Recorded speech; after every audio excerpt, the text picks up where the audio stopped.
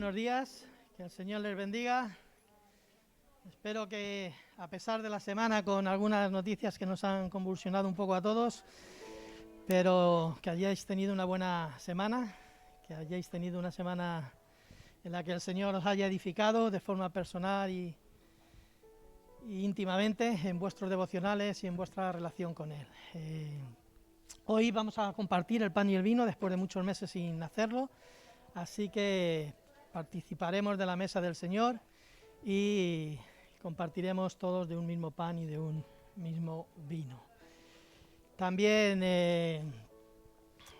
no sé si alguien nos visita por primera vez. Si alguien nos visita por primera vez, pues que se sienta bienvenido, que se sienta bien hallado y bien encontrado.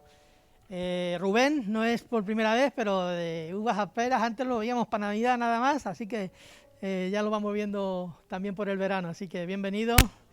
Espero que estéis todos bien por allá, por Cataluña, por Tarragona, estéis todos bien y que el Señor os siga también usando y bendiciendo con vuestro ministerio. Bienvenido, un saludo para tu esposa, para Sara cuando regreses, cuando estés con ella, y un abrazo muy fuerte para todos los hermanos por allí. También la semana anterior fue una semana con la pérdida de la esposa de Juan Antonio López, también en Tarragona, pues fue una semana dura también. Muy bien, bienvenidos.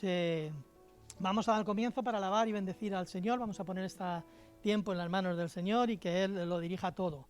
Él es verdaderamente el protagonista, el importante, el que no puede faltar aquí. Los demás podemos tener el coronavirus, quedarnos en casa, no quedarnos en casa, estar con fiebre o no con fiebre y quedarnos, pero el que no falta, además, porque así lo garantiza Él siempre, es el Señor, que está en medio de su pueblo y en medio de la alabanza de su pueblo, al cual le queremos rendir toda adoración, toda gratitud y todo lo que Él se merece.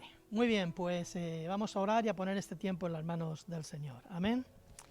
Gracias, Padre, te damos en el nombre de Jesús. Toma tú este lugar, toma tú este tiempo, Señor, en el que queremos rendirnos a ti, Señor, reconocer tu grandeza, tu poder y tu dominio. Te damos gracias, mi Dios. Queremos alabarte, Señor. Pon nuestro corazón en disposición para alabarte, para bendecirte, para rendirnos a ti, Señor, en esta mañana. Que todo lo que hagamos, Señor, cada canción, Señor, cada texto que leamos, que compartamos, cada palabra que salga por nuestra boca, Señor, sea dirigida por tu Espíritu Santo. Te ponemos este tiempo en tus manos, en el nombre precioso de Jesús. Amén. Buenos días, Iglesia, ¿cómo estáis? Buenos días, amigo. Si quieres puedes ponerte de pie.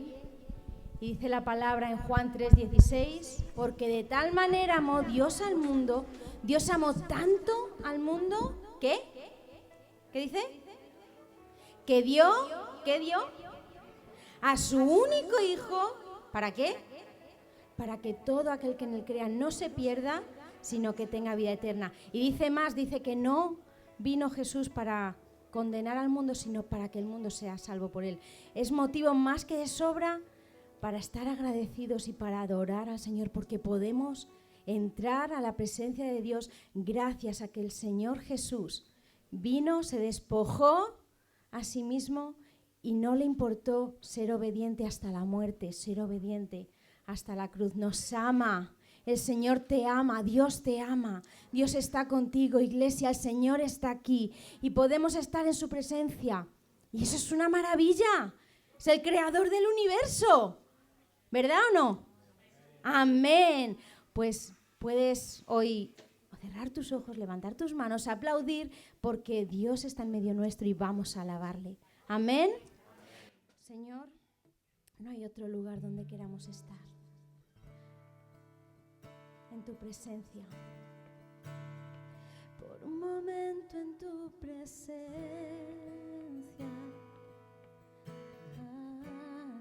Por un instante de tu amor. Levanta tu voz, Iglesia. Aleluya, por un destello de tu gloria, por un minuto nada más, todo daría, no importaría lo que tenga que pasar, lo que tenga que esperar. Puedes decir, tengo hambre de ti, Señor. Tengo hambre de ti, de tu presencia, de tu gracia, de tu poder, hambre que duele, hambre que debilita, que desespera por ti.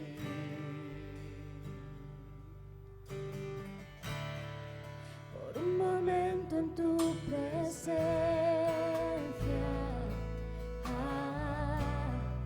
por un instante de tu amor, por un destello de tu gloria,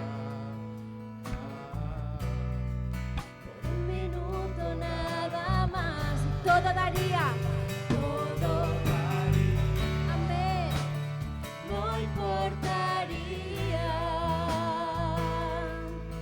lo que tenga que pasar, lo que tenga que esperar. Tengo hambre, Señor, tengo hambre de ti, de tu presencia, de tu fragancia, de tu poder, hambre que duele, que debilita, que desespera por ti. Tengo hambre de ti, de tu presencia, de tu fragancia, de tu poder, hambre que duele, que debilita, que desespera por ti. Tengo hambre de ti, tu fragancia, Señor. Tengo hambre de ti, oh, hambre que duele, oh Señor, te necesito.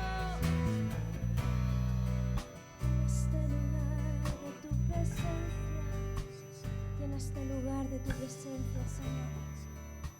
Derrama tu Espíritu Santo como ríos de agua viva, Señor, en nuestro interior, en el nombre de Jesús.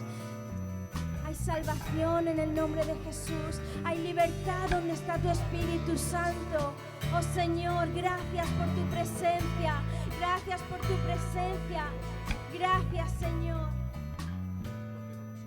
Gracias por tu amor. Gracias por tu amor.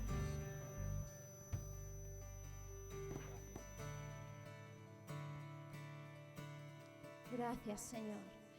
Cristo, yo te amo. Cristo, yo te amo. No hay nadie como tú. Jesús. Puedes levantar tus manos y decir, Señor, yo te amo. Yo te amo, Cristo, yo te amo. Iglesia, alábale, alábale.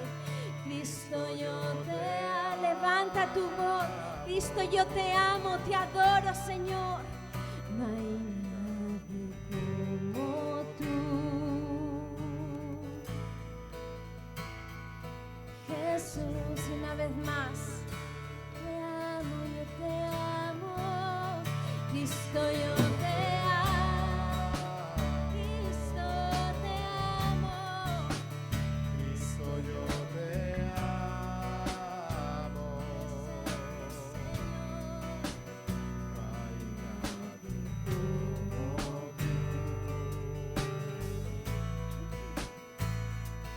Jesús.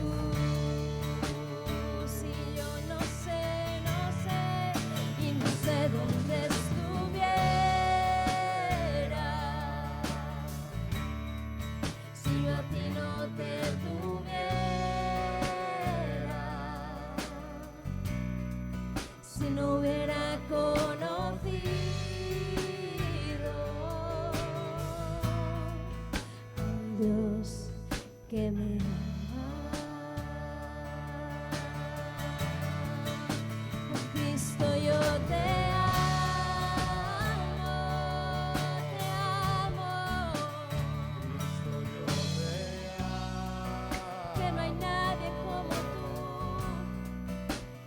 No hay nadie como tú. Jesús,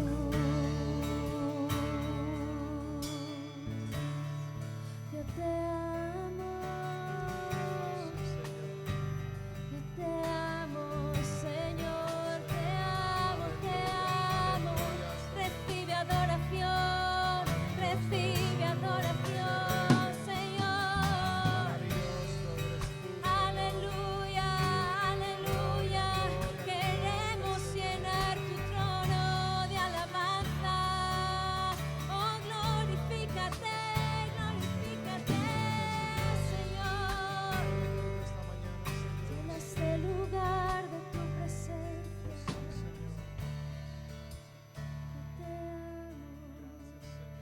Yo te amo.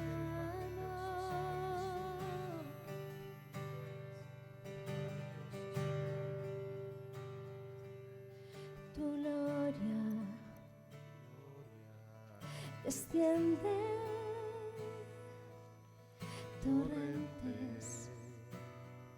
torrentes de vida. Sí, Señor. Tu gloria desciende,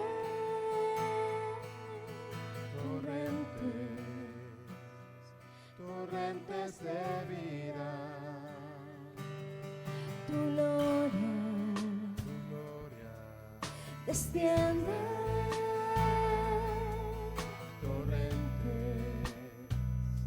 torrentes de vida, para sanarnos, para librarnos, para llenarnos de tu poder, para sanarnos,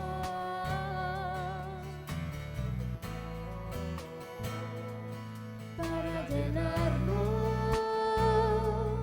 de tu poder. Cualquiera que sea tu necesidad, cualquiera que sea tu estado, tú puedes venir delante de la presencia del Señor y derramar tu alma y tu corazón delante de Él. La palabra dice que Él ha venido para sanar a los quebrantados de corazón. La palabra dice que Él quiere fortalecer al que está débil.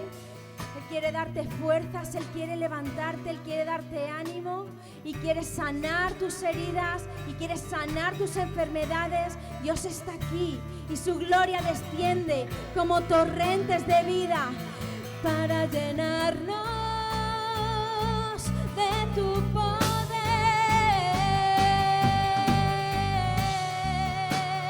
Oh, tu gloria llena este lugar, Señor, de tu poder para sanarnos, para librarnos, para llenarnos de tu poder. Avívanos, avívanos, llena este lugar, Señor, te necesito de tu poder. Mi alma tiene sed del Dios vivo. Cuando vendré y me presentaré delante de Él. Mi alma tiene sed de ti, Señor. Mi alma tiene sed de ti, oh Dios. Para librarnos, para llenarnos de tu poder.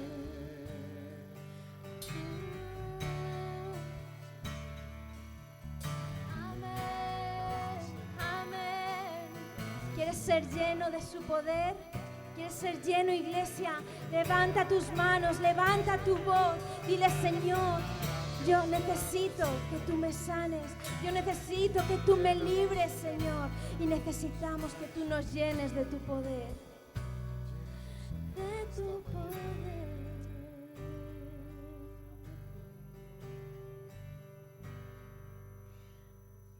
Amén.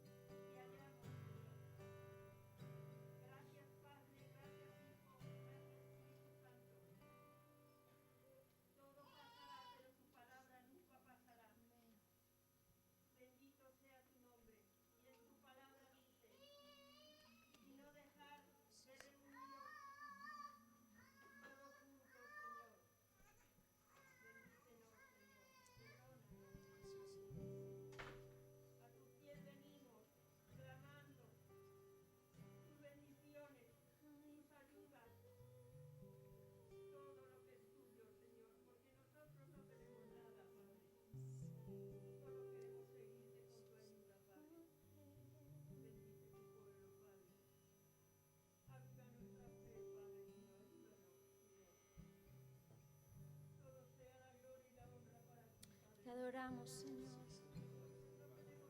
Recibe adoración en esta mañana.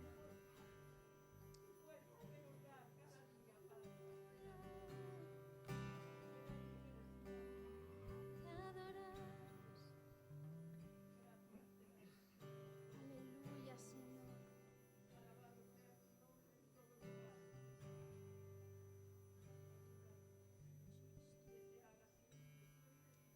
Oh, santo eres, Señor. Aleluya, aleluya. Queremos bendecir tu nombre, Jesús.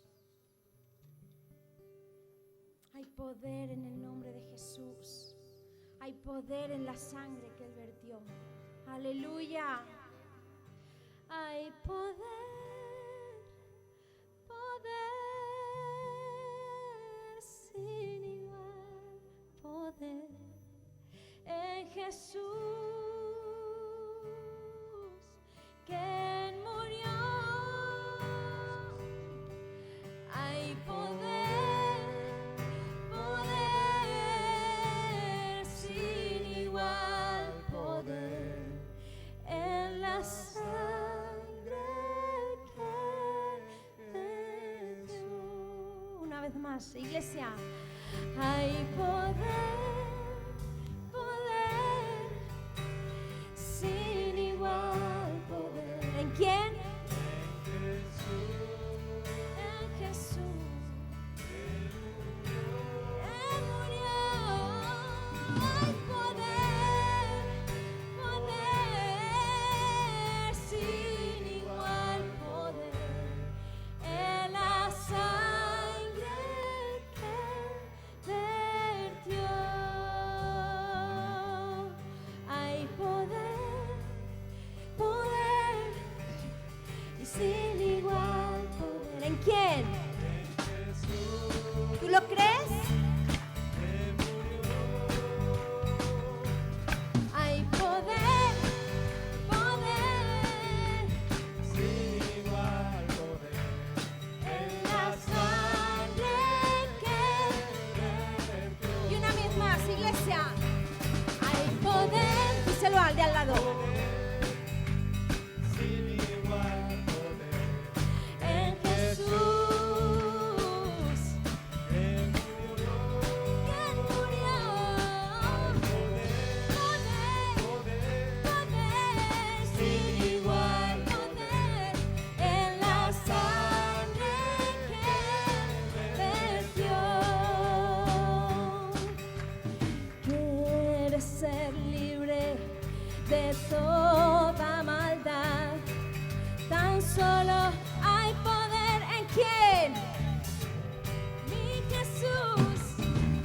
Quieres vivir y gozar de santidad. Tan solo hay poder en Jesús. Hay poder. Hay poder sin igual. Poder en Jesús. Quien murió.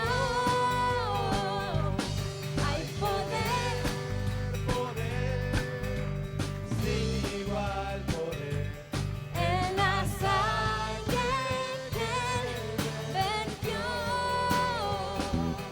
En la sangre que vertió. En la sangre que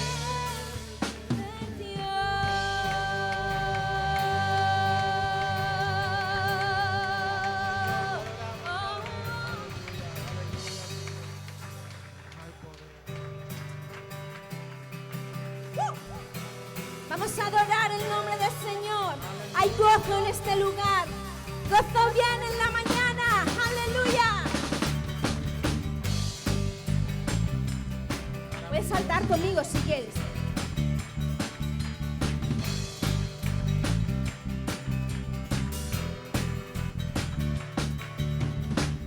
La más grande de la historia.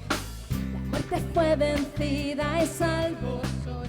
Cantaré, Cristo vivo está. Nada te pudo parar. Y vida eterna nos viniste a dar. Gritaré, Cristo vive, Jesús vive, aleluya, vivo está. Y hoy yo soy feliz, Jesús me perdonó. Yo soy feliz, nunca seré igual. Yo soy feliz, Jesús me perdonó. yo soy feliz, nunca seré igual. Oh, no, no. Al estar ante ti, libre soy para adorar. Tuyo soy, Jesús, mío eres tú. Gozo y perfecta paz. Al acercarme a ti pude encontrar. Gritaré, Cristo vivo está, vivo está, vivo está.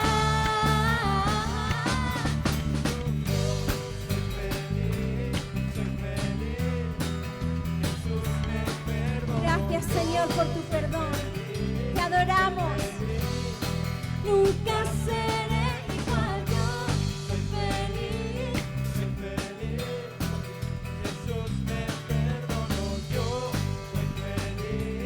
soy feliz. Nunca seré igual.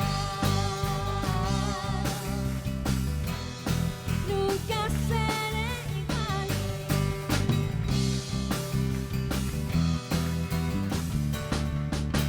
Amén, amén. Aleluya.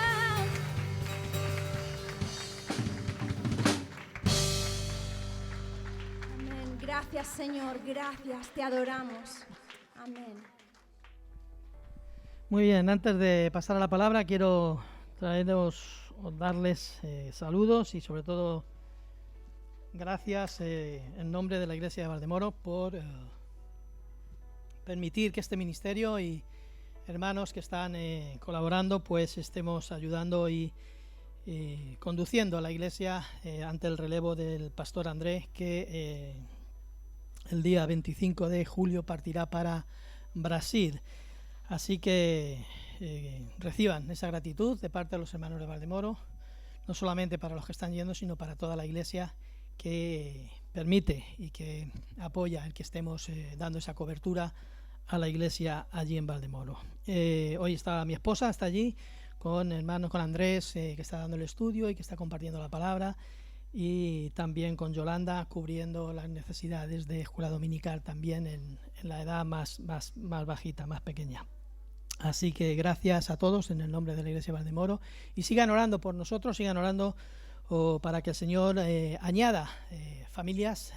Sabéis que mi oración es que añada familias completas, con jóvenes, con gente con talentos, con creatividad, que puedan ir asumiendo los ministerios y todo lo que se necesita allí. Así que sigan orando por todo ello y el Señor nos irá bendiciendo. También saludar a los hermanos que nos siguen en cada domingo por el canal de YouTube, ya no en directo, sino ya en diferido, se dice, como el fútbol, en diferido desde Soria. Así que también un saludo para ellos. Este sábado que viene, si Dios quiere y lo permite, pues estaremos también con ellos. Estaremos con Jorge, con Mari y con los hermanos y las hermanas y las personas que se están acercando al Señor en Soria. Estaremos el sábado por la tarde a eso de las 6, estaremos hablando con ellos, comentando con ellos y ellos están deseando recibirnos también. Así que oren también por esta visita y que el Señor nos dé sabiduría en todo aquello que emprendamos y hagamos, que sea bajo su dirección y bajo su cobertura sobre todo. Muy bien, pues acércame la espada, hija, que la tecnología puede fallar y la espada nunca falla. Amén. A veces se va la batería, se van las pilas, en el momento más álgido. Así que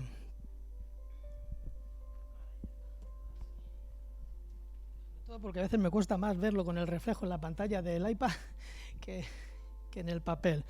Muy bien, pues qué bueno poder compartir la palabra, qué bueno las últimas palabras compartidas también, ¿verdad? Ya terminamos con la trilogía del pastor Luciano y me encantó eso de la tierra, de trabajar la tierra. Las personas se encarga el Señor, ¿no? Es importante eso, hacer nuestra labor. Los que somos de campo, los que venimos de Villaconejos, sabemos lo que es labrar la tierra y lo que cuesta labrar la tierra. Y si me gusta la analogía que hace el Señor con los campos y con las tierras, con las cosechas, es porque si algo depende del Señor, todo depende del Señor, pero si algo depende del Señor es aquello que siembras, porque queda la intemperie, no sabes si va a helar, si va a haber tormenta, si va a haber granizo, si va a haber nieve, si florecerá, si no florecerá, y al final depende exclusivamente del Señor. Y me gusta esa analogía, porque hay que trabajarla, y a veces preparar la tierra es complicado, es difícil, hay que moverla, meter bien abajo el arado, meter bien abajo, como dicen en mi pueblo, las vertederas, para que voltee la tierra y vaya desmenuzándola, vaya haciéndola que esté suave, esponjosa y la semilla coja su fruto. Alguien hizo esto muy bien y le dio mucha cosecha y mucho fruto, pero vamos a ver qué pasó. Vamos a Lucas, capítulo 12, versículos del 13 al 21, vamos a estar leyendo y compartiendo en esta mañana.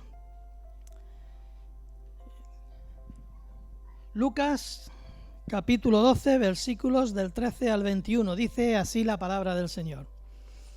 Le dijo uno de la multitud: Maestro, di a mi hermano que parta conmigo la herencia. Mas él le dijo: Hombre, ¿quién me ha puesto sobre vosotros como juez y partidor? Y les dijo: Mirad, y guardaos de toda avaricia, porque la vida del hombre no consiste en la abundancia de los bienes que posee. También les refirió una parábola, diciendo: La heredad de un hombre rico había producido mucho, y él pensaba dentro de sí, diciendo: ¿Qué haré? Porque no tengo dónde guardar mis frutos. Y dijo: Esto haré, derribaré mis graneros y los edificaré mayores, y allí guardaré todos mis frutos y mis bienes. Y diré a mi alma: Alma, muchos bienes tienes guardados para muchos años, repósate, come, bebe y regocíjate. Pero Dios le dijo: Necio, esta noche vienen a pedirte tu alma, y lo que has provisto, ¿de quién será? Así es el que hace para sí tesoro y no es rico para con Dios. Nadie se asuste, no voy a pedir dinero. Porque ya sabéis que hay esa leyenda urbana de que dicen que el pastor siempre está pidiendo dinero. En esta iglesia no. Así que tranquilícense, porque no voy a hablar. He cogido esta porción, pero yo quiero que tú lo identifiques con aquella área que quizás no sea económica, quizás no sea de bienes, que quizás todavía no has dejado en las manos del Señor. En el contexto de estos versículos vemos a Jesús al comienzo de este capítulo, del capítulo 12, hablando y enseñando a las multitudes. Ya le seguía una gran multitud de gente. Ya iban, digamos, apretujados a escuchar sus mensajes y sus enseñanzas. No había pandemia, no había que guardar las medidas de seguridad, y eso permitía que entrase el aforo completo y que lo rebosase, como siempre que el Señor hablaba, rebosaba. La gente tenía hambre, ganas de acercarse al Señor para escuchar sus enseñanzas, para escuchar su palabra. Ojalá en estos días también tuviéramos, ya no digo de la gente que todavía no conoce al Señor, sino que su propia iglesia tuviese el hambre, las ganas de oír y escuchar la palabra del Señor. En el contexto, como he dicho, estaba enseñando dando una serie de enseñanzas al principio de este capítulo, desde el 1 hasta el 12, les está enseñando que se guarden de la hipocresía de los fariseos. Les enseña acerca de lo que se habla en lo oculto y cómo será todo descubierto y puesto a la luz. Les enseña que no teman a los hombres sino a Dios, resaltando la trascendencia de la vida eterna más allá de la muerte. Les enseña el cuidado de Dios hacia nosotros en medio de nuestras preocupaciones y ansiedades, y de cómo debemos confesarle y ser sus testigos delante de los hombres para que Él también nos confiese delante del Padre. Habla también aquí del famoso pecado imperdonable y también de cómo el Espíritu Santo nos enseñará en cada momento cómo hablar cuando alguien demande razón de nuestra fe, ya sea que estemos ante gente con un mínimo conocimiento o ante reyes, gobernantes o gente licenciada en ciencia. No importa. Dependemos del Espíritu Santo y de lo que Él va a poner en nuestra boca en cada momento para dar testimonio de Jesús. ¿Qué más? Y en medio de estas enseñanzas, aparece una persona, aparece un hombre en la multitud que levanta la voz y le dice: Maestro, di a mi hermano que comparta conmigo la herencia.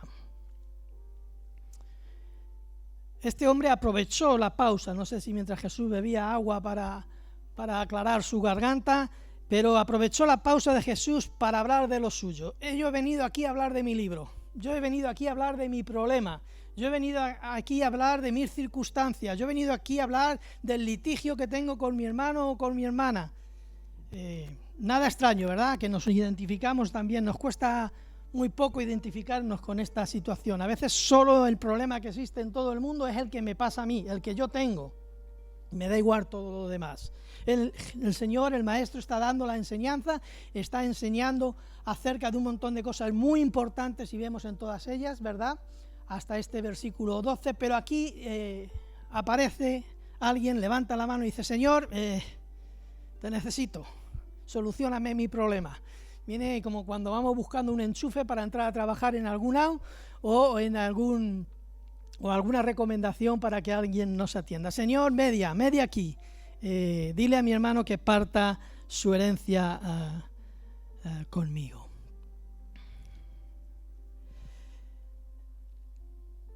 Trató de poner la autoridad de Jesús en un asunto de familia. No sabemos si el hermano al que él se refería era quien quería apropiarse indebidamente de la parte de la herencia que no le correspondía, o si era esta propia persona la que pretendía obtener ventaja en la disputa con su hermano. La Escritura no nos da muchos detalles de esta cuestión, pero por cómo contesta Jesús podemos intuir algo, ¿no? Lo cierto es que Jesús se negó a entrar en el pleito y aprovechó la ocasión. Eso sí, el Señor siempre aprovecha cualquier ocasión para dejarnos una enseñanza válida, una enseñanza aplicable a nuestra vida. Siempre nos reconduce a lo importante de la cuestión y no a lo secundario. No se queda en los detalles para entrar en el fondo de la cuestión y que realmente extraigamos algo que sea de provecho para nuestra vida espiritual, para nuestro crecimiento, para nuestra edificación, para nuestra madurez. Y no iba a ser menos en esta ocasión. Como he dicho, lo cierto es que Jesús se negó a entrar en pleito y aprovechó la ocasión para ofrecernos una lección importante. Hay un contraste en el estilo, en el tratamiento, en el que Jesús se dirige a esta persona, a este hombre, y exclama: ¡hombre! ¡Hombre! Versículo 14. ¡Hombre! ¡Hombre! No se refiere a discípulos, amigos, como otras veces Jesús hablaba, sino que le dice: hombre. No usa un término más cercano. Y a la vez rechaza, curiosamente, casi con las mismas palabras que le dijeron a Moisés en Éxodo, allá en Egipto, en Éxodo 2:4, lo puedes ver luego, en la primera parte del capítulo 2 de Éxodo, en el versículo 14, la primera parte. Él rechaza lo que le censuraron precisamente a Moisés en ese texto y les dice: ¿quién te ha puesto a ti? Dice, ¿quién? A ver, voy a leer. ¿Quién me ha puesto sobre vosotros como juez y partidor? Nos llama un poco la atención porque eres Jesús. Si no te ponen a ti, ¿a quién van a poner? ¿No? Pero curiosamente son casi la misma pregunta que aquel hebreo que se estaba peleando con otro hermano suyo, con otro hebreo, y Moisés entra a interceder o a mediar y le dice, no os golpeéis, y alguien le contesta, ¿quién te ha puesto a ti como juez entre nosotros? ¿Quién te ha puesto a ti? Le dice textualmente, por príncipe y juez sobre nosotros. Curiosamente aquí Jesús rechaza ese cargo o esa responsabilidad y dice, ¿quién me ha puesto a mí para mediar entre vosotros? Las personas acudían a los rabís, a los rabinos, a los maestros y a los escribas para que decidiesen lo que era según a derecho. La influencia de los maestros en las relaciones externas de la vida de sus discípulos siempre ha sido importante y es importante. Y es buena cuando es producida por el efecto, digamos, indirecto de su enseñanza, de la enseñanza que el maestro da al discípulo. Esa influencia es buena, para eso se enseña, para eso se forma, para eso se discipula a una persona, para que esa enseñanza y esa formación influya en el discípulo.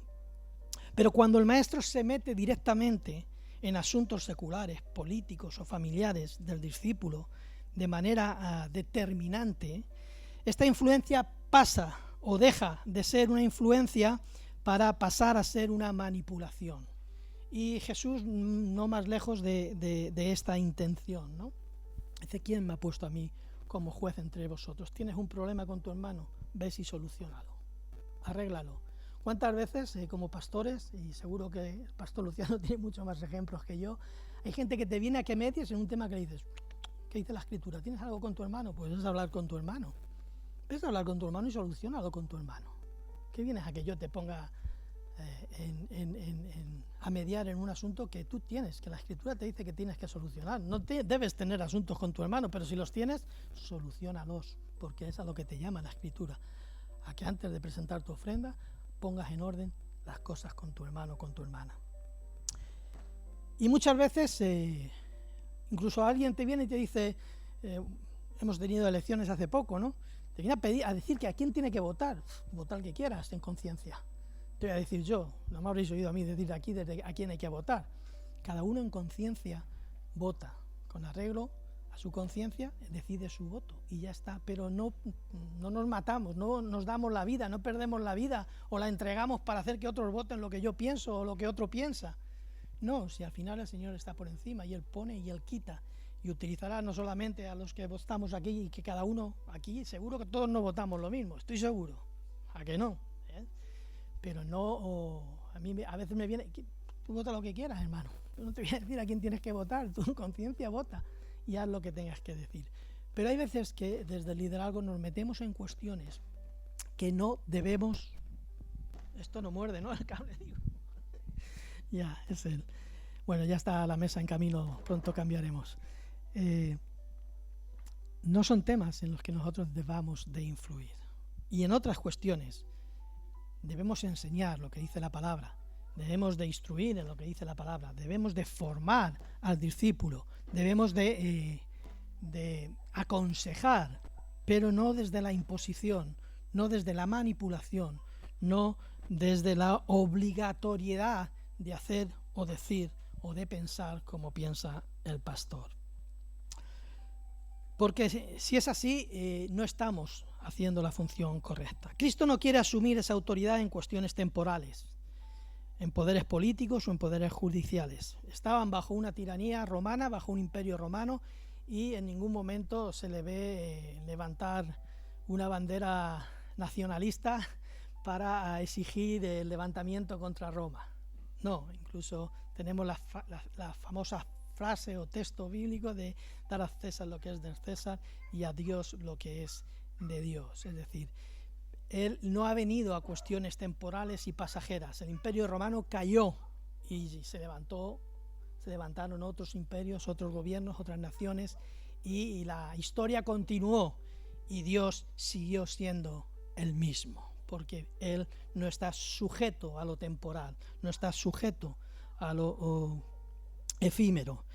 Cristo no quiere asumir, como he dicho, esa autoridad en este tipo de cuestiones. Jesús de esta manera corrige de forma adecuada a este hombre y le centra en lo verdaderamente importante. Lo que Jesús está intentando hacerle ver a este hombre, a esta persona, es que se centre en lo importante, en lo que verdaderamente es importante. Como cristianos nos vemos siempre divididos, tenemos un corazón partido, como canta o cantaría Alejandro Sanz, ¿no? Tenemos el corazón partido entre lo que dejamos en el mundo y lo que Dios tiene para nosotros por delante. Y a veces pasamos toda nuestra vida de creyentes con esta dicotomía. Yo ahora estoy sufriendo mucho porque tengo una bicefalia aquí un poco extraña. Por un lado estoy con Valdemoro, que todavía no lo he asimilado, y por otro con Aranjuez. Y claro, son iglesias totalmente distintas. Y cuando tienes que compartir la palabra, pues tienes que doblar más las rodillas y decir qué quieres para cada una, porque son totalmente distintas las iglesias, ¿no? Pero a veces nos sucede lo mismo. Tenemos nuestro pensamiento, la mitad del pensamiento en nuestras cosas del mundo y la otra mitad en las cosas del Señor, y a veces vencen las cosas del mundo y a veces vencen las cosas del Señor, y cuando vencen las cosas del mundo damos prioridades a las cosas del mundo, y cuando vencen las cosas del Señor damos prioridades a las cosas del Señor, y no terminamos de definirnos. Yo espero que después de la predicación de hoy nos definamos claramente, porque la Iglesia necesita definirse claramente en sus objetivos, en sus prioridades, en sus metas, y son las cosas de Dios, no son las cosas del mundo. Entonces debemos, para que la Iglesia se defina en las cosas correctas y no tengamos esta lucha o esta batalla entre las cosas del mundo y las cosas de Dios, primero tenemos que definirnos cada uno de nosotros, porque al final la Iglesia no son estas cuatro paredes, sino que somos nosotros los que la formamos, los que hemos creído en el Señor Jesús como nuestro Salvador. Y si nosotros estamos entre Pinto y Valdemoro, la Iglesia está entre Pinto y Valdemoro, y no podemos estar entre Pinto y Valdemoro. Tenemos que estar bien definidos en las cosas del Señor. Y el Señor lo que trata de hacerle ver a este hombre es que se centre en lo importante, se centre en las cosas que tienen trascendencia, en las cosas que no son efímeras. Si este hombre se hubiese presentado a Jesús para que le instruyese sobre el modo de adquirir la herencia en Cristo, Jesús le hubiese dado todo un tratado. Se hubiese ido a tomar un café con él, hubiesen estado hablando, enseñándole, formándole, discipulándole. ¿Por qué? Porque eso sí tiene trascendencia. Si hubiese pedido información acerca de la herencia en Cristo, acerca de la herencia en los cielos, Jesús se lo habría prestado.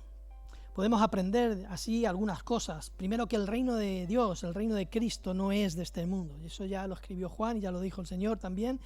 Y está en Juan 18:36. El reino de Dios tiene que ver con lo espiritual, con los asuntos que no son temporales, sino que son permanentes, son eternos. Como Cristo, igual que Cristo, no debemos estimular a nadie a obtener ventajas materiales por medio o con excusa de observar las prácticas religiosas. A veces se usa el texto malamente, se usa la Escritura de forma inadecuada para enseñar doctrinas que no son de Dios, que no son de las Escrituras, que no vienen en las Escrituras, que conllevan, como vamos a ver un poquito más adelante en el texto que vamos a compartir, a la avaricia, a querer más, a poner los ojos en lo temporal, a poner los ojos en lo efímero, en lo que es momentáneo. Y hay muchas doctrinas que, usando textos, incluso usando este texto que yo estoy usando ahora, lo que hacen es manipular para voy a ser claro, para dejar los bolsillos vacíos. Vayan siempre a la Escritura, lean toda la Escritura, todos los textos relacionados con cualquier tema, con cualquier doctrina que veáis que no es que te chirría un poco los oídos, ves a la Escritura y estúdiala para ver que realmente lo que dice el Señor y verdaderamente lo que es correcto. Como he dicho, ya lo he dicho antes, el cristianismo censura los litigios entre hermanos, 1 Corintios, podéis ver 6:1-8, y exhorta a sufrir, y esto es importante. El cristianismo exhorta a sufrir el daño más bien que a demandar al prójimo o vengarse de él. El cristianismo nos enseña a ceder, a decir, bueno, para mí la pérdida, no hay problema, para mí la pérdida, antes que querer vengarse o querer sacar partido o provecho. Jesús aprovecha esta ocasión para dar una enseñanza muy provechosa para todos. Y esta enseñanza va predecida de una seria amonestación y una advertencia, versículo 15. Mirad y guardaos de toda avaricia. Es decir, observar, tener constantemente un ojo puesto en el corazón a fin de que no penetre solapadamente en él un pensamiento de avaricia o de codicia. Y custodiad, dominad con mano dura nuestro corazón a fin de que la avaricia no imponga en él sus criterios ni lo gobierne con sus normas o prioridades. Porque la vida, continúa versículo 15, porque la vida del hombre no consiste en la abundancia de los bienes que posee, versículo 15. Esto es una patada totalmente a la doctrina de la prosperidad. Porque la vida del hombre no consiste en la abundancia de los bienes que posee. Jesús utiliza la enseñanza y la advertencia sobre la avaricia para centrar la atención en lo verdaderamente importante.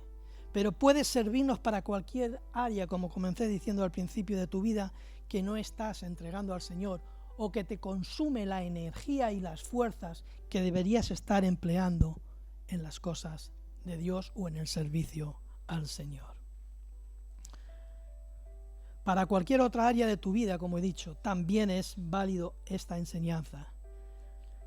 Cualquier otra área de tu vida con la que sigues debatiéndote y repartiendo tus fuerzas y tus prioridades. La enseñanza de hoy, como he dicho, debe hacernos tomar una determinación de una forma intencionada por nuestra entrega y servicio al Señor sin excusas. Jesús utiliza para su enseñanza una parábola muy conocida, la parábola del rico insensato, una parábola que hemos oído un montón de veces y en multitud de ocasiones. Y como he dicho, que algunos falsos maestros utilizan incluso para la saca. La parábola nos describe resumidamente la vida y la muerte de un hombre muy rico y deja a nuestra consideración el juzgar si este hombre fue feliz o no. Nos describe primero la abundancia de riquezas de este hombre. Su riqueza consistía en frutos del campo, tenía mucha tierra y además le producía espléndidas cosechas. Esto en sí, hermanos, no es malo. Lo digo yo, que vengo de Villaconejos, que ha sido agricultor y que cuando se daba una campaña buena de melones era triunfante aquello.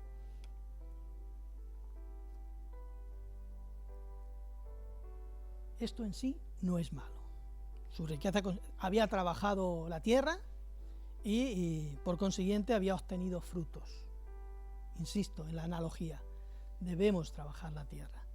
No es malo trabajar la tierra, no es malo obtener frutos de la tierra, no es malo. Pero vamos a ver cómo esos frutos y esos beneficios que a este hombre le produjo la tierra, cómo los enfocó. ¿A dónde le llevaron? ¿A dónde le condujeron? Para que nosotros aprendamos a que no nos suceda lo mismo. Y lo digo ahora, antes de que tengamos frutos como iglesia. Lo digo ahora antes de que podamos crecer con arreglo a las promesas de Dios, a los planes de Dios y a la obra del Espíritu Santo con la iglesia en los años que tenemos por delante. Para que cuando llegue no nos pase como a este hombre y no entendamos verdaderamente la enseñanza. Como he dicho, nos describe primero la abundancia de riquezas de este hombre. Su riqueza consistía en frutos del campo, tenía mucha tierra y además le producía espléndidas cosechas. Luego vemos lo que este hombre pensaba en su corazón. Importante. Dios sabe lo que pensamos siempre. Podemos hacernos los despistados, mirar para las luces, mirar para otro lado y por dentro estar pensando en nuestros intereses, en nuestras cosas terrenales, pero el Señor sabe qué hay en nuestro corazón en todo momento. Sabe lo que hay. Y vemos que pensaba en su corazón y él pensaba, dice en el texto, versículo 17, y él pensaba dentro de sí diciendo, como he dicho, nuestro Dios conoce y se fija en todo, sabe y conoce nuestras verdaderas intenciones, nuestras motivaciones, nuestras verdaderas prioridades, nuestras excusas para hacer o no hacer, para servir o no servir, para asistir o no asistir. ¿Cuáles eran las preocupaciones de este hombre? Vamos a ver cuáles eran las preocupaciones de este hombre.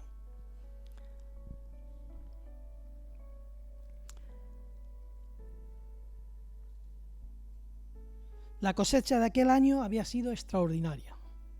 Y en lugar de dar gracias a Dios por ella, en lugar de dar gracias a Dios por la cosecha de ese año que había sido un año a tope, melones de 5 kilos, el precio por las nubes, de aquella manera, menudo cosechón, menudas ganancias buenas, ¿verdad? Dice que en vez de dar gracias a Dios por esa cosecha, por esa recolección extraordinaria de granos, vemos que él tenía otras preocupaciones. Y en lugar de dar gracias a Dios por ello, o pensar en la oportunidad que tendría de hacer el bien a otros, puesto que había sido una cosecha extraordinaria, mucho más de lo que esperaba, no solamente no dio gracias a Dios por ello, sino que además tampoco pensó en que quizás a otros no le había ido tan bien la cosecha, quizás a otros no les había ido tan bien, quizás podría ayudar a otros con ese excedente que él tenía, ¿no? Pero en lugar de esto, se preocupa. O sea, tienes una cosecha de aquella manera y te preocupas, te agobias, se estresa en gran manera. ¿Qué haré? Porque no tengo dónde almacenar mis frutos.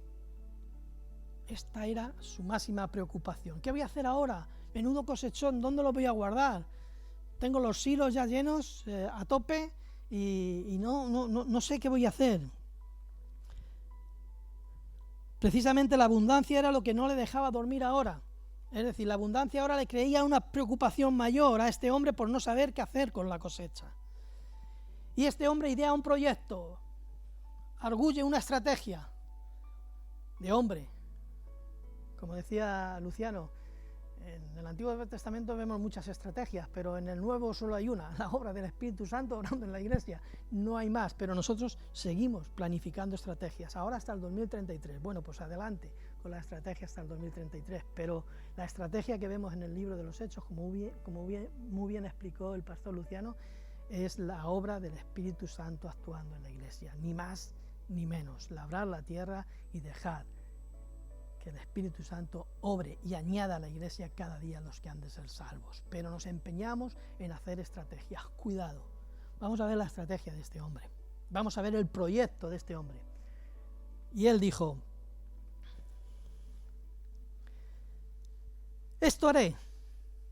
Le vino la iluminación, le vino la idea. Dijo, esto haré, derribaré mis graneros y edificaré otros más grandes. Y allí almacenaré todos mis frutos y mis bienes. Y allí almacenaré todos mis frutos y mis bienes. A mí cuando oigo hablar de frutos, me viene de la bendición de Dios, de la bendición de la tierra. Al final los frutos tienen que darse, tienen que crecer, tienen que darse.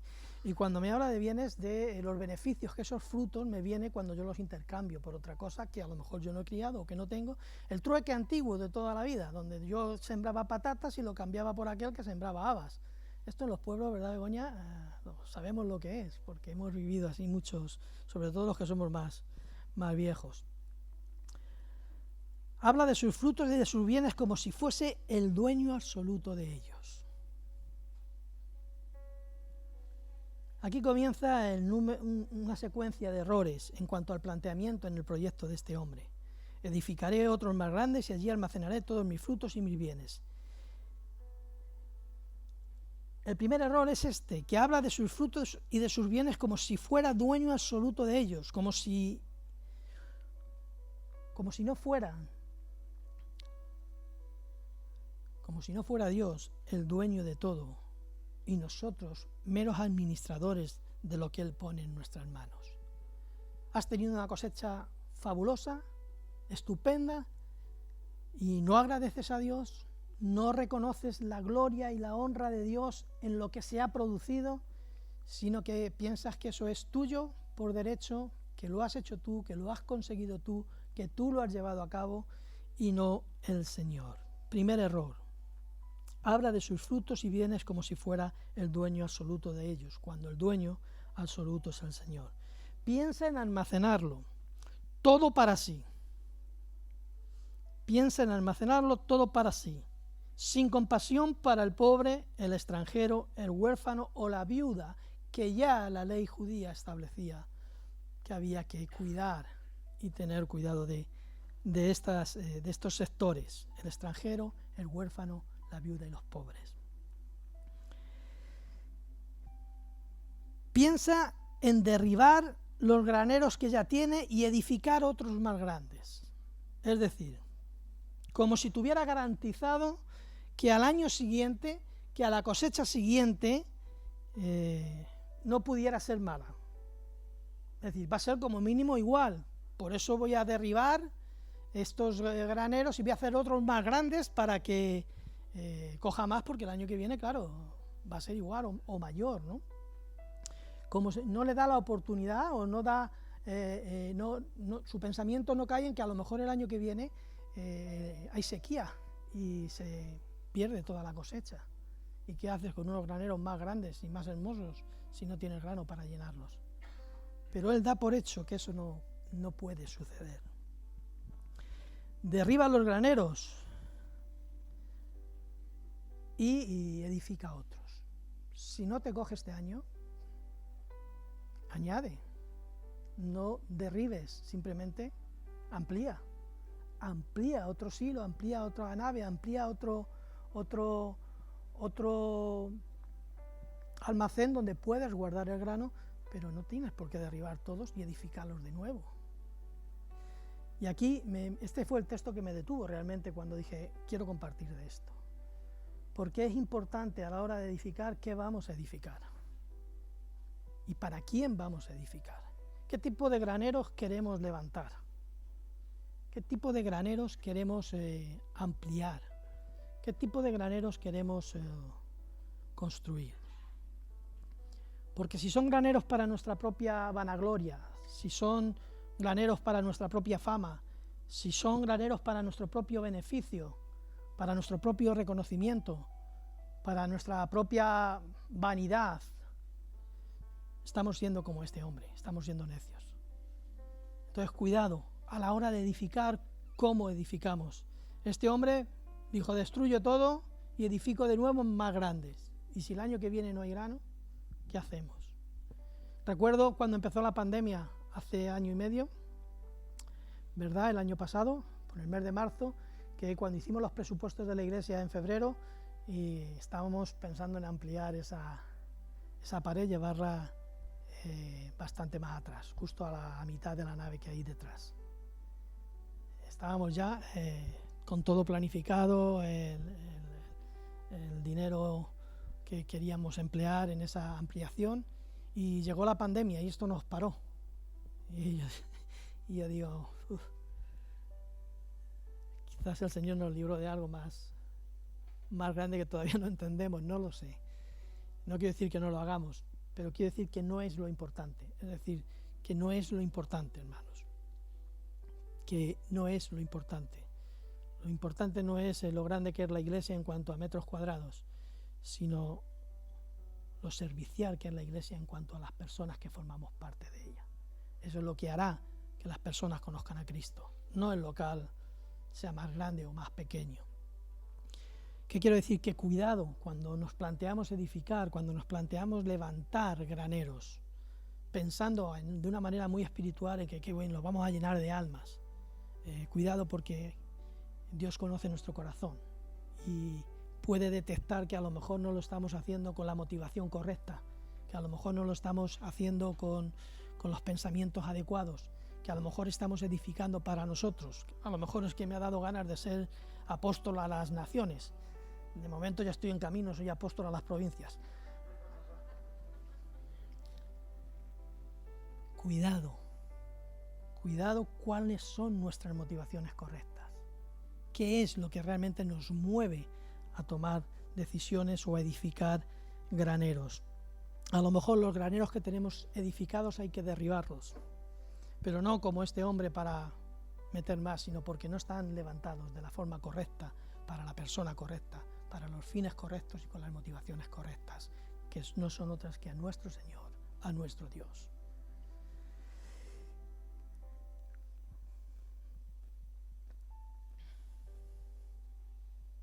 Habla también con una falsa seguridad este hombre. Está hablando a sí mismo, a su interior, Dios lo sabe, Dios lo conoce, y habla con una falsa seguridad. Esto haré, sin tener en cuenta lo que ya Santiago nos dice. Si Dios quiere, esto haré. Si Dios quiere, porque si Dios no quiere, no lo voy a hacer. Por mucho que me empeñe, por mucho esfuerzo que ponga, por muchos recursos que invierta, si Dios no quiere, no saldrá adelante. Expresiones como estas son insensatas porque nuestros días están en las manos de Dios, no en nuestras manos, y no sabemos si veremos el día de mañana, no sabemos si vamos a llegar a mañana, con lo cual para hacer planes, esto haré. Cuidado. Es necio al dar por seguro que los bienes en reserva le durarán muchos años, como si no existieran peligros de robo, de incendios o de cualquier otra catástrofe. Este ya estaba dando por sentado que al construir los graneros, al llenarlos, hacerlos nuevos, al entrar, todo ya estaba todo seguro. Pero no cuenta que puede haber riadas, que puede haber incendios, que puede haber robos y que aquello que has almacenado no lo tengas dentro de una semana o dentro de un día. Que se lo digan, la nave que se quemó ahí en Seseña hace unos meses, de DHL, se quemó.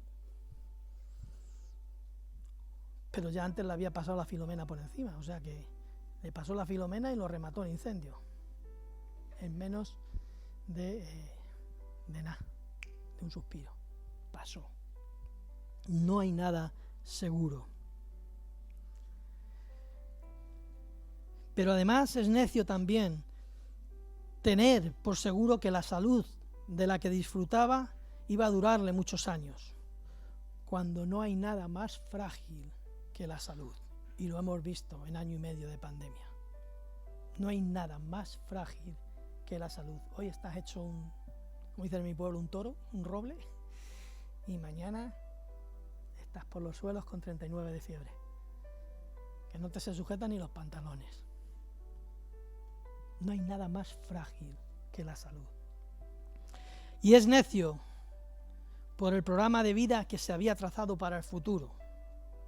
Es increíble, él ya había hecho sus planes para el futuro. Tengo el granero, tengo la cosecha grande, hermosa, tiro abajo los graneros, levanto otros más grandes, los lleno de grano y ya tengo, ya no hay problema, ya tengo para un montón de tiempo. Y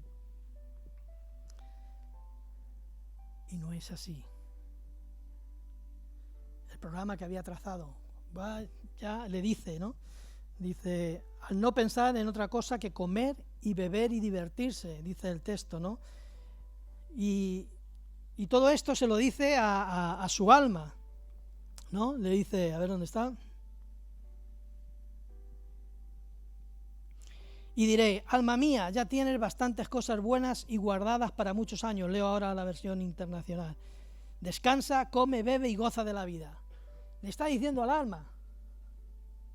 Ese era su plan de futuro. Le dice al alma, alma, ala, descansa, tranquilo ya, duerme en paz. Come, bebe y goza de la vida. Que ya está todo hecho, ya tengo mis graneros levantados y rebosantes. Se lo dice al alma. Si al menos se lo hubiese dicho al cuerpo, tendría sentido. Cuerpo serrano, come, bebe, goza de la vida, del jamón de jabugo, de esto, del otro. Pero al alma, necio. Es necio pensar así. El alma no se sacia con un granero lleno de trigo o de percebes o de... Pon lo que te guste ahí, da igual. Ni con un cofre lleno de oro se sacia el alma. Qué triste que los seres humanos dotados de un alma inmortal y de un espíritu potencialmente capacitado para disfrutar de una relación estrecha e íntima con Dios, nos determinemos por los placeres terrenales y efímeros de esta vida.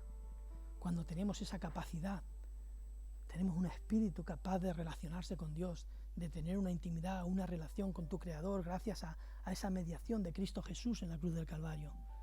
Y sin embargo, nos afanemos no por esa relación, sino por satisfacer los placeres de nuestro cuerpo. Y ahí entra todo lo que tú quieres meter. Por todo esto Dios le llamó necio. Esto es lo que le dijo a este hombre cuando estaba en la cima de su autosuficiencia. Para este hombre ya lo tenía todo y era autosuficiente, no necesitaba nada. Y en esa cumbre Dios le dice necio. En esa cúspide a la que había subido, a lo más alto donde ya no necesitaba de nada, Dios le dice, pero qué necio eres, qué necio. Por esa autosuficiencia. Cuando no tenía otra preocupación que la de ensanchar sus graneros y pensar en la buena vida llena de placeres que iba a tener después.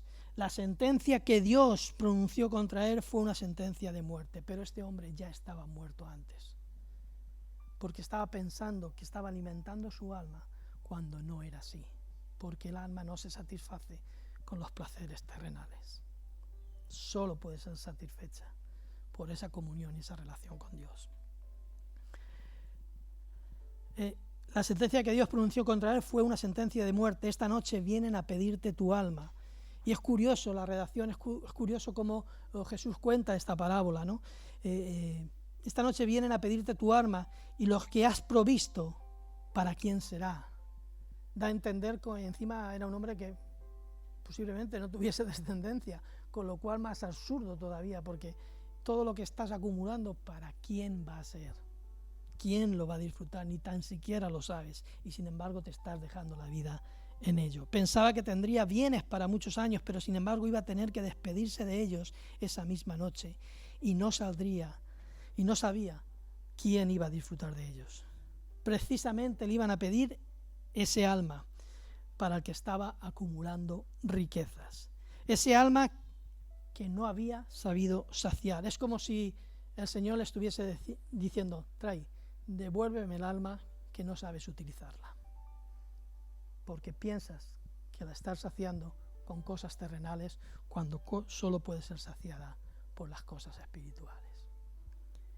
Devuélveme ese alma, trae ese alma que no sabes utilizar. Quien está a bien con Dios no teme entregar el alma, pues sabe que va a la presencia del Señor.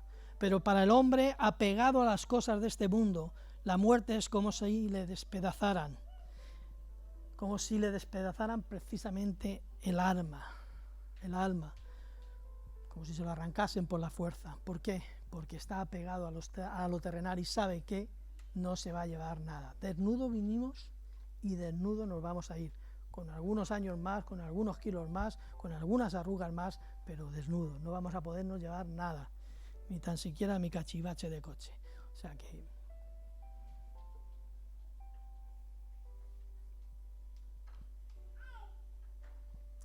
tengamos presente siempre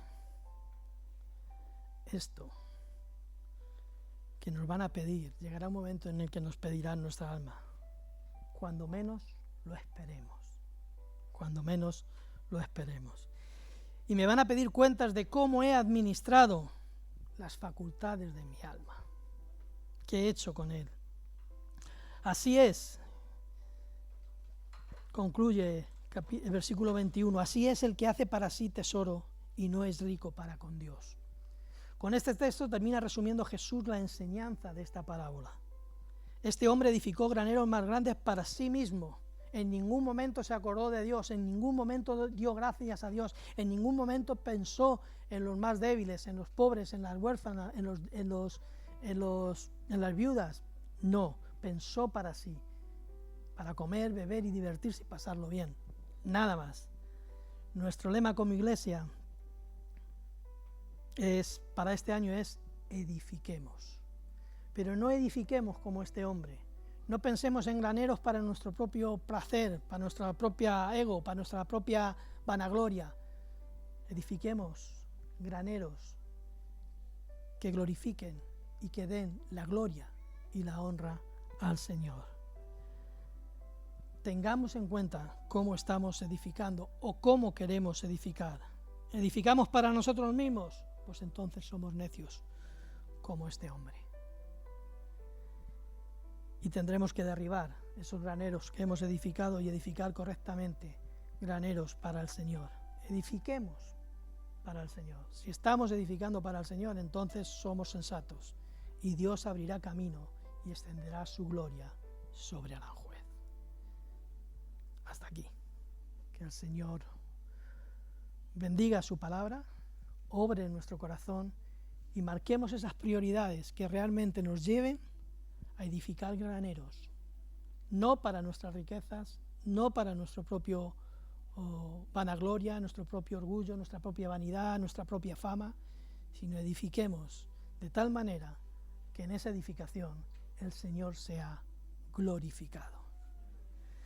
Padre, te damos gracias en el nombre de Jesús, que podemos, oh Dios, aprender de tu palabra, aprender a no ser necios, oh Dios, a reconocer que todo aquello que tú pones en nuestras manos, sea en Aranjuez, sea en Valdemoro, sea en Soria, sea en cualquier lugar, en cualquier iglesia, en cualquier lugar donde tus hijos se reúnen, aquello que tú pones en nuestras manos es para tu gloria y para tu honra, en mérito tuyo, Señor.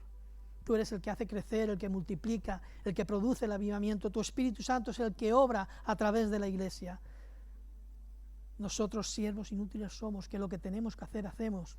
Señor, que cumplamos esta parte, que pongamos nuestra parte, pero que ni un ápice de tu gloria, Señor, se quede en nosotros.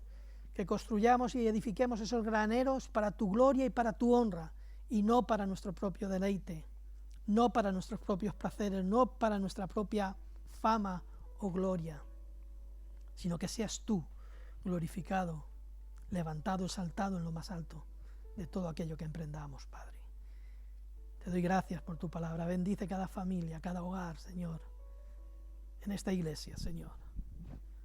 Marca tú las prioridades, lo verdaderamente importante en cada uno de nuestros hogares y en nuestras vidas, Padre. Que seamos sensatos y no necios, que busquemos primeramente el reino de Dios y tu justicia, Señor, y lo demás te encargas tú, Padre amado. Te damos gracias en el nombre poderoso de Jesús. Amén. Iglesia, Jesús vive de Aranjuez.